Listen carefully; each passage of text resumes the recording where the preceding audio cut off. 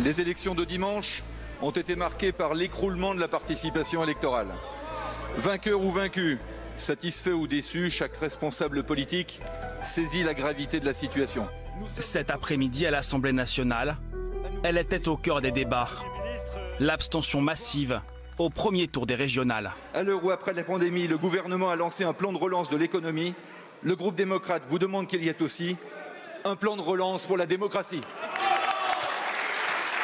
Dire c'est la faute du gouvernement, c'est beaucoup trop facile et ça ne correspond pas, vous le savez, à la réalité. Nous devrons, une fois le scrutin terminé, tirer tous ensemble toutes les conséquences de cette abstention sur le phénomène démocratique pour veiller à ce que la participation soit la plus élevée possible. Chez les députés, elle suscite une forte inquiétude quant à l'avenir des institutions. Combien de temps peut survivre une démocratie sans électeurs ? Bien sûr, la première raison de l'abstention est politique.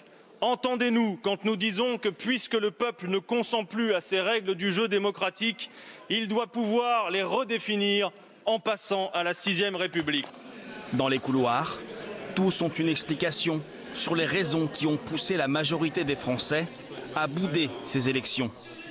Quand l'exécutif s'assoit sur le Parlement, quand des associations et des syndicats disent qu'il faut arrêter votre réforme et qu'il y a un gouvernement qui s'entête jusqu'au bout, jusqu'à être sanctionné par le Conseil d'État, évidemment, quel citoyen peut penser qu'il a voix au chapitre? Le fond des choses, c'est quoi? C'est qu'il y a une crise de la représentativité, c'est qu'il y a une crise de la démocratie, c'est qu'il y a une crise du politique. Pourquoi? Parce que La République En Marche passe son temps à vouloir atomiser la vie politique française, à expliquer qu'entre les uns et les autres, il n'y a pas de différence, à dire tout matin, midi et soir, de toute façon, LREM, les Républicains, c'est la même chose. Voilà le résultat.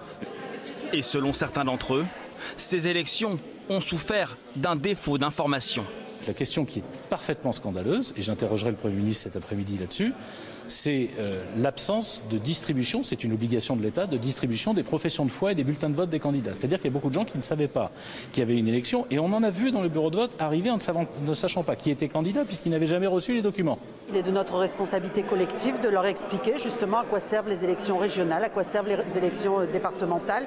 C'est vraiment des élections importantes puisque ce sont des services du quotidien et de proximité. Surtout arriver à développer les idées, à expliquer les idées. Et là, c'est vrai qu'avec la crise, c'était difficile. Il n'y a pas eu de meeting, un peu de tractage sur les marchés, mais il n'y a pas eu de rencontre avec les citoyens. Donc je pense que tout cela a contribué à ce fort taux d'abstention.